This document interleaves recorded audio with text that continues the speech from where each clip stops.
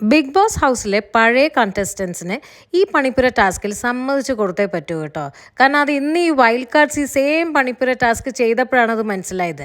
പഴയ കണ്ടസ്റ്റൻസ് എന്തൊരു കാൽക്കുലേഷനോട് കൂടിയായിരുന്നു എല്ലാ പണിപ്പുര ടാസ്ക് അവർ ചെയ്തിരുന്നത്. കുറച്ചു മുൻപ് വൈൽഡ് കാർഡ്സിന്റെ പണിപ്പുര ടാസ്ക് ആയിരുന്നു. അങ്ങനെ ഈ വൈൽഡ് കാർഡ്സ് നിരന്ന് നിൽക്കുന്നുണ്ട് പുറത്ത്. അങ്ങനെ ബസ് അടിക്കലും ഇവരകത്തേക്ക് ഓടുന്നുണ്ട്. ഇവരെന്താ ചെയ്തതെന്ന് തന്നെ ഒരു ഐഡിയ ഇല്ല. കാരണം എനിക്ക് തോന്നുന്നു ഇവരുടെ സാധനങ്ങളായിട്ടാണ് ഓരോന്നും എടുത്തിരുന്നത്. ബസ് അവിടെ പോയിക്കൊണ്ടിരിക്കുന്നുണ്ട്. വെറും 10 സെക്കൻഡേ ഉള്ളൂ. അതിനുള്ളിൽ എടുക്കാൻ പറ്റുന്ന എല്ലാം വാരിയെടുത്ത് പുറത്തേക്ക് ഇടുക എന്നല്ലാതെ ഇവർ നോക്കി എത്തുമ്പോഴേക്കും ബസ് അടിച്ചു, ഒന്നും കഴിഞ്ഞു, ആരും പുറത്തേക്ക് ഇറങ്ങിയില്ല. പഴയ കണ്ടസ്റ്റൻസ് സമ്മതിക്കുമോ? കാരണം അവർ മാസത്തോളം ബുദ്ധിമുട്ടിയതാണ്. അവരുടെ ഡ്രസ്സൊന്നും ഇല്ലാതെ പഴയത് വിട്ട് നടന്നിട്ട്.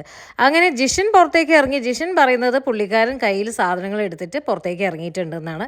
അങ്ങനെ പഴയ കൂട്ടരും ജിഷനും തമ്മിൽ പൊരിഞ്ഞ യുദ്ധം. കാരണം ജിഷൻ പറയുന്നത് തിരിച്ചു കൊണ്ടേ വെക്കില്ല. കാരണം പുള്ളിക്കാരൻ പുറത്തേക്ക് ഇറങ്ങി എന്ന് തന്നെയാണ് ജിഷൻ വാദിക്കുന്നത്.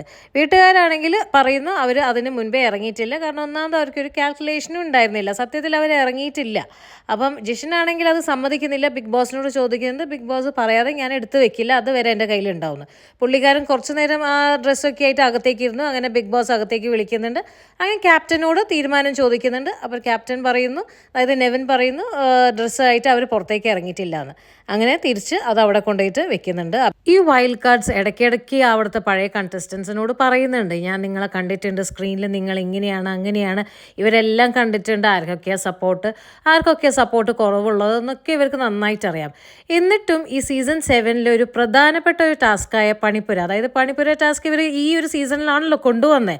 അപ്പോൾ അങ്ങനെ ഒരു ടാസ്ക് എങ്ങനെയാണ് വർക്ക് ചെയ്യുന്നതെന്നുള്ളത് ഇവർ അത്രയും ശ്രദ്ധിച്ചില്ല എന്ന് പറഞ്ഞാൽ പിന്നെ എന്താ പറയേണ്ടത്. ഈ ഒരു ടാസ്കിൻ്റെ പ്രധാനപ്പെട്ട ഒരു സംഭവമാണ് ഈ ടൈമർ. അത് തന്നെ അവർ ശ്രദ്ധിക്കാതെ പിന്നെ പുറത്ത് വന്ന് വാദിച്ചിട്ട് വല്ല കാര്യമുണ്ടോ?